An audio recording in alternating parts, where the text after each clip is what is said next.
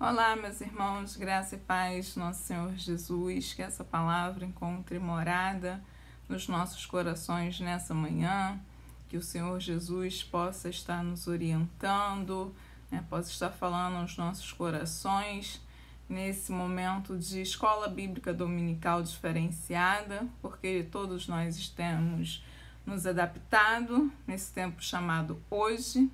E a nossa oração é que a Igreja do Senhor Jesus não pare, mas que ela se multiplique em cada casa, em cada lar, onde Deus se faz presente, onde a palavra de Deus faça morada. Gostaria de começar essa IBD de hoje orando com você, para que Deus fale aos nossos corações. Oremos. Deus, nós te agradecemos, Senhor, por tudo que o Senhor tem feito, por tudo que o Senhor fará nas nossas vidas e através das nossas vidas. Obrigada por esse dia maravilhoso que você tem concedido, Senhor, por essa manhã tão bonita, tão perfeita, Senhor, agradável.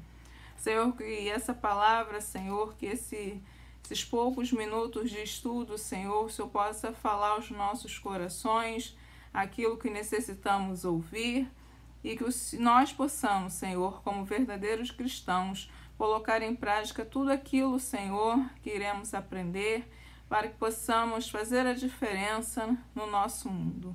Ajuda-nos, ó Pai, que o Teu Espírito Santo esteja direcionando, Senhor, e falando aos nossos corações.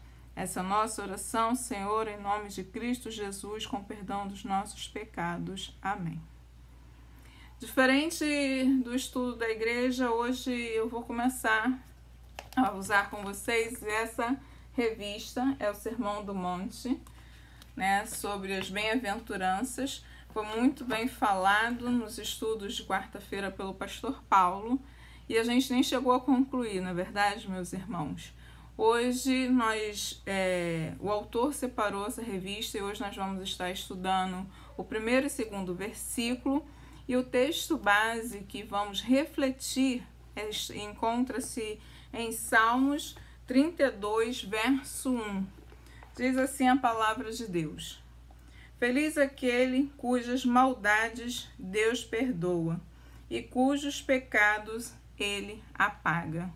Vou repetir mais uma vez para os irmãos. Feliz aquele cujas maldades Deus perdoa e cujos pecados Ele apaga. Aleluia! Esse é o nosso Deus, nosso Pai, que nos perdoa e está disposto a apagar os nossos pecados. E para isso, Ele quer relacionar-se conosco. O tema de hoje vai tratar sobre o caráter do cristão, de um verdadeiro cristão. E nós vamos dar a introdução às bem-aventuranças, como eu falei para vocês. E já para refletirmos, eu gostaria de convidar você a meditar comigo o que é a verdadeira felicidade. Será que a verdadeira felicidade está encontrada nos grandes palácios, numa conta bancária bem recheada, com bastante cifras? Nossa felicidade, ela se encontra numa casa muito bela. Nossa felicidade, ela se encontra em passeios, ela está depositada em pessoas. O que é a verdadeira felicidade para você? E nesse momento eu gostaria que você refletisse. Nós estamos online, estamos virtualmente conectados, mas eu convido a você a fazer anotações para que os nossos relacionamentos com o Senhor cresçam. E a primeira pergunta é essa: o que é verdadeira felicidade? Muitos cristãos já têm de cor falando que a verdadeira felicidade está em Cristo Jesus. Mas a verdadeira felicidade em Cristo Jesus requer de nós alguns procedimentos. Porque não vivemos mais para nós mesmos, mas Cristo vive em nós. E isso requer renúncia, isso requer sacrifício, isso requer relacionamento com o Pai. E é disso que queremos falar nessa manhã. Nós estamos vivendo num tempo tão diferente para cada um, tão, vamos dizer assim, para alguns tem sido momentos de frustrações, outros de revolta, momentos de pandemia, momentos de guerra política, mas eu queria falar com você sobre algo que excede tudo isso, que é a paz que se encontra em Jesus Cristo. E se nós tivermos um relacionamento fiel com esse Cristo, nós iremos passar fortemente, não só por essa crise, mas por todas quantas vierem. E o autor do texto, ele começa fazendo essa indagação e ele cita que hoje no mundo há muitos tipos de felicidades aparentes, né? Carros luxuosos, casas magníficas, e muitas pessoas têm se agarrado a esses itens. Muitas pessoas têm se agarrado a fazer a sua própria vontade e têm esquecido de perguntar ao Senhor qual é o verdadeiro propósito que você tem, que eu tenho aqui na terra. Nós fomos chamados com um propósito desse Deus, porque em tudo ele tem um objetivo e um propósito. E eu lhe garanto, meu irmão e minha irmã que está me escutando, e ele quer usar a mim e a você para essa obra grandiosa, para o reino de Deus. E Cristo, no trecho que ele começa no Sermão do Monte, mostra que a verdadeira felicidade é bem diferente de tudo isso. Seu padrão de vida para os discípulos está em choque com os padrões do mundo. Eu acho que é bem propício e bem realista no tempo chamado hoje. Vivemos nos dias que nas redes sociais, em estamparias de blusas, nós estamos vendo a frase, o cristão tem que viver na contramão do mundo. E por que precisamos viver na contramão desse mundo? Que mundo é esse que precisamos viver nessa contramão? Que choque é esse que o Senhor nos quer provocar nessa manhã, na quebra desses padrões? E é sobre isso que nós vamos conversar hoje. Nesse momento eu gostaria que você me acompanhasse com muito carinho. Quem eram os ouvintes do Sermão do Monte? O Sermão do Monte começa em Mateus capítulo 5 e hoje nós vamos conversar, dialogar no verso 1 e 2. E Jesus diz: quando Jesus viu aquelas multidões, subiu um monte, sentou-se. Os seus discípulos chegaram perto dele e ele começou a ensiná-los. Olha que coisa maravilhosa. Verso 1 diz isso. 1 e 2. Jesus começou a ensiná-los. Jesus, em todo momento, ele buscou relacionamentos. E ele também quer buscar nessa manhã comigo e com você um relacionamento puro, sincero e genuíno. Mas será que nós estamos com os nossos ouvidos e o nosso coração atento para ouvirmos o que Deus quer de nós? Será que nós não estávamos ou estamos ainda muito acelerado ou muito cheio de nós mesmos e não buscamos nos esvaziarmos do nosso eu para que possamos ouvir a voz do Senhor e possamos ser moldados com tudo aquilo que Ele quer de nós? Será que nós temos alimentado o nosso espírito na mesma proporção que estamos alimentando a carne? Às vezes eu fico um pouco triste, mas eu reflito também porque um dia eu passei por essa experiência. Quando eu escuto pessoas falando que chegou o meu tempo de curtir a vida, pessoas que se dizem cristãs e acabam caindo numa cilada do inimigo das nossas almas. Existem pessoas que, em determinado tempo, isso aconteceu na minha vida e louvado seja Deus que encontrei pessoas maravilhosas que me fizeram enxergar, que eu caí numa cilada que nem eu mesma enxerguei. Eu, Ivete, líder de juventude, trabalhando ativamente na antiga JCA, me permiti, né, esse tempo como se tivesse uma carta, querendo buscar uma carta verde lá do Senhor, e acabei caindo nessa estratégia mundana. Hoje eu não quis a igreja porque eu quis me valorizar, né? No outro dia eu fui dando desculpas para mim mesma. Não, eu preciso colocar outra pessoa no meu lugar. No outro dia eu fui assistir o culto e não prestar o culto que realmente a Deus é devido. E aí eu já estava enfadada de ouvir o pastor falar, às vezes 40, 50 minutos. Já estava não mais em comunhão com a minha comunidade de fé. E foi preciso que o meu pastor, com muito carinho, chegasse para mim e perguntasse onde que eu queria chegar com aquilo tudo. Se tudo que eu estava fazendo estava de acordo e estava agradando ao Senhor. E eu até fiquei um pouco chateada com ele no momento, irmãos. Mas eu louvo a Deus pela vida, porque dos nossos pastores, nossos líderes espirituais que Deus colocou na nossa vida, porque é assim mesmo. Às vezes a gente cai em ciladas que a gente não se vê caindo.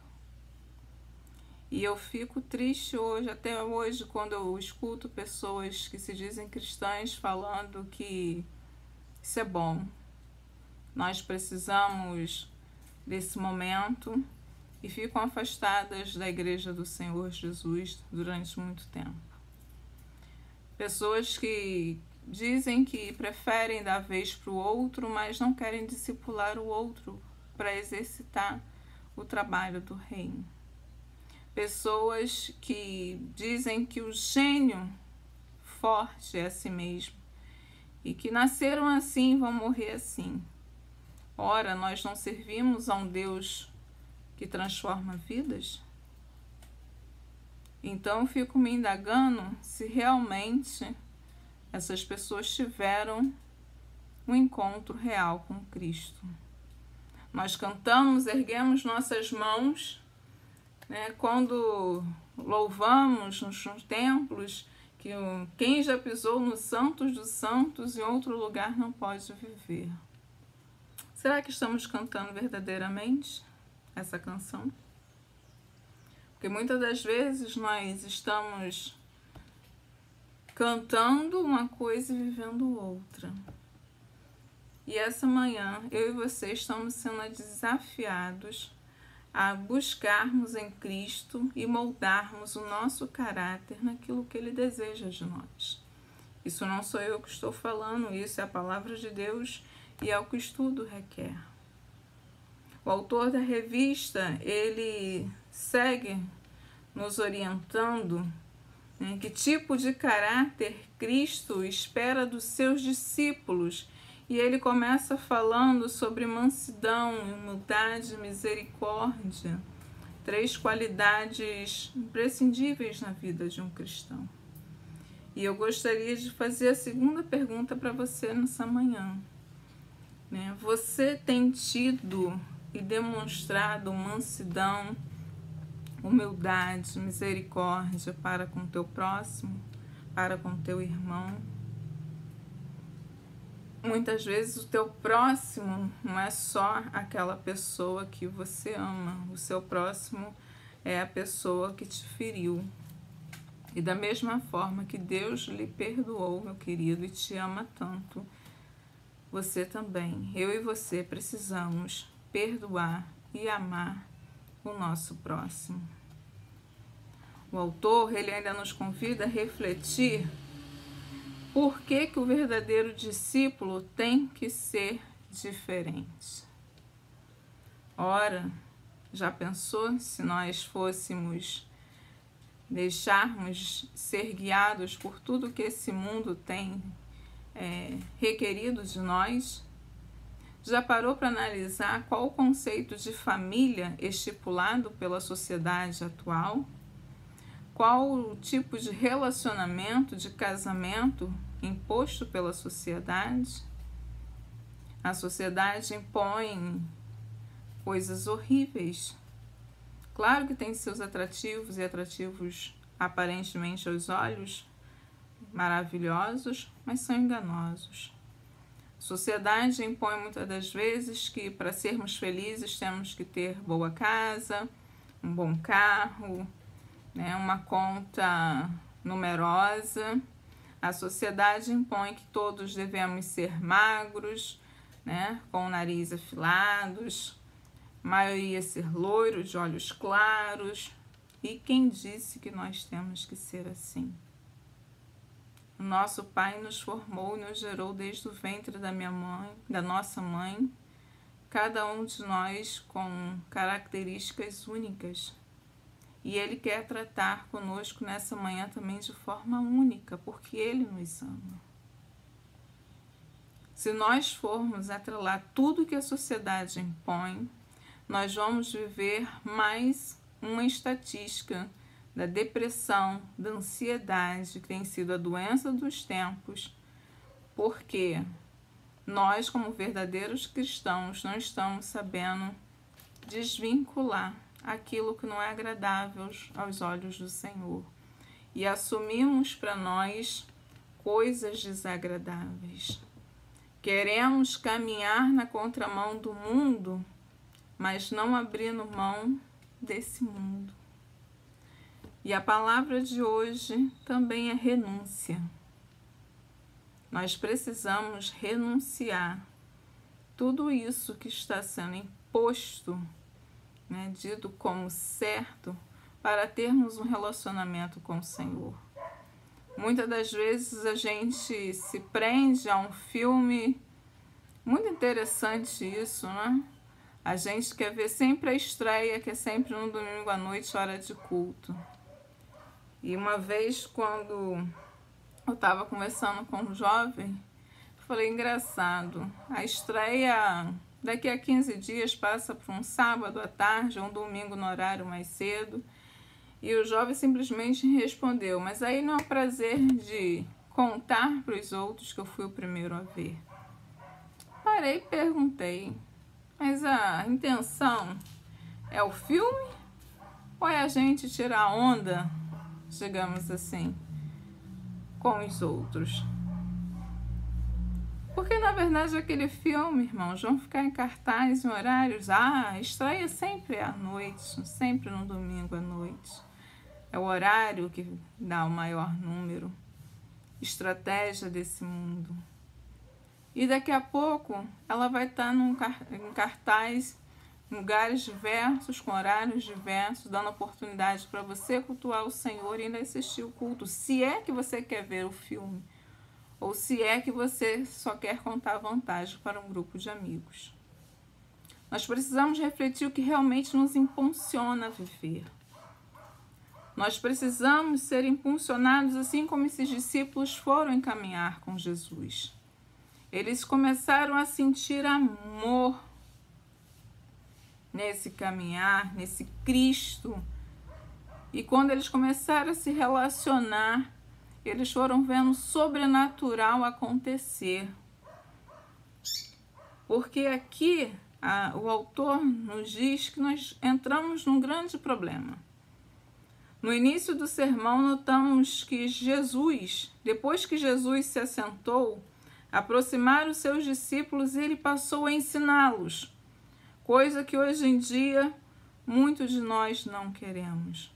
Não queremos ser pastoreados, não queremos ouvir a palavra de Deus.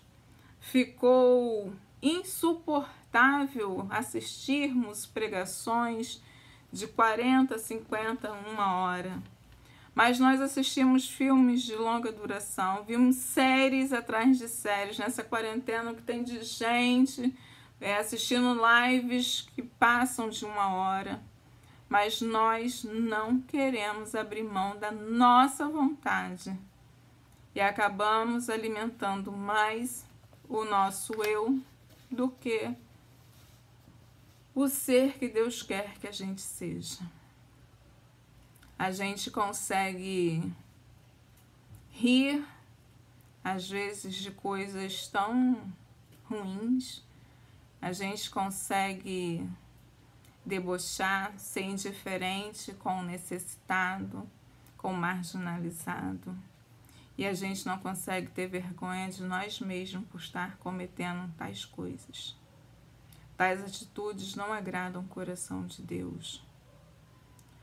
O autor nos ensina que os discípulos que Jesus começou o seu ensino dirigindo palavras a seus discípulos e começou a desafiá-los em relação ao seu estilo de vida, sua dedicação exclusiva ao serviço do reino. Essa manhã, eu e você estamos sendo desafiados realmente em relação ao nosso estilo de vida, a nossa dedicação exclusiva ao serviço do reino. Será que estamos buscando, em primeiro lugar, o reino de Deus? Ou, em primeiro lugar, está sendo eu, segundo lugar, eu, e o terceiro lugar, eu? 12 discípulos fizeram maravilhas, proezas, que por isso nós estamos aqui. 12 discípulos. Hoje nós somos milhares de cristãos e não conseguimos fazer a diferença, muitas das vezes, na nossa família, na nossa vizinhança. Isso é preocupante. Essa manhã o estudo está desafiando a mim e a você a mudarmos o nosso estilo de vida. Será que você tem falado de Cristo da mesma forma que você tem falado, postado, colocado no seu status, coisas tão supérfluas como você tem falado do amor de Deus e da palavra do Senhor? Há um tempo atrás assisti com meu marido um filme chamado Até o Último Homem, cujo soldado recusava-se usar qualquer tipo de arma de fogo, porque ele era um cristão. Ele andava com uma bíbliazinha, claro, menor do que essa no quartel, viu, gente? Que foi até rasgada por alguns dos soldados. Ele ganhou um direito na corte de ir para a guerra sem levar uma arma. E ele fazia uma única oração: Senhor, Senhor, me dá a oportunidade hoje de conseguir resgatar apenas mais um. Senhor, mais um. Senhor, me dê a oportunidade de mais um. E esse soldado ferido, que foi humilhado, ele conseguiu salvar todo o pelotão no campo de guerra. Ele teve a estratégia vinda dos altos céus, porque ele não estava sozinho e ele estava com o Senhor. Talvez nessa manhã você esteja perguntando, nessa vida acelerada que levamos, por que você esteja trabalhando tanto e você não tem visto o seu dinheiro? Por que a sua casa não é a melhor? Por que você ainda não tem um carro tão luxuoso? Você deve estar questionando a Deus muito porquês, ou se questionando, cobrando de si algo que não deve se cobrar. E a resposta, meu irmão e minha irmã, é que muitas das vezes nós lutamos com a nossa própria força, com nossos próprios braços. Muitas das vezes nos esquecemos do Senhor que está nessa batalha conosco. Muitas das vezes, meu irmão e minha irmã, nós esquecemos que Cristo é que vive em nós e colocamos as nossas vontades à frente de tudo isso. E essa manhã Deus estar nos dando a oportunidade de refletirmos e sermos desafiados no Espírito Santo do Senhor. Que tipo de cristão eu quero ser? Que tipo de cristão eu sou? Como eu tenho servido ao Senhor nos dias de hoje? Será que o meu lar me reconhece como verdadeira serva, um verdadeiro servo? Será que no meu trabalho eu tenho feito a diferença em levar a palavra e testemunhar do amor de Cristo? Será que eu tenho sido realmente um discípulo de Cristo? Essa manhã nós estamos sendo desafiados e eu gostaria que você refletisse muito sobre isso. O autor completa, nos esclarecendo, uma frase que aparece em Mateus 6, versículo 8, dizendo que não vos assemelheis, pois, a eles. No contexto, Jesus estava ensinando sobre a oração, fazendo a comparação com os fariseus que gostavam de chamar a atenção ao seu modo hipócrita de orar em público. Os verdadeiros discípulos têm que ser diferentes, fazer a diferença no reino. O verdadeiro discípulo tem que ser diferente. Não devemos ser crentes hipócritas e religiosos.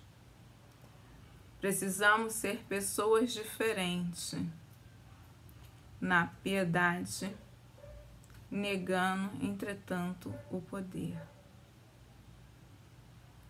E o autor termina esse estudo, uma rodinha que eu até anotei aqui na revista, nos falando que as bem-aventuranças não são uma série de regulamentos que uma pessoa deve obedecer para se tornar um crente, mas uma descrição de como uma pessoa crente deve viver. Eu vou repetir para você o último parágrafo da lição de hoje. As bem-aventuranças não são uma série de regulamentos que uma pessoa deve obedecer para se tornar um crente, mas uma descrição de como um crente deve viver. Temos vivido agradando o coração do nosso Senhor?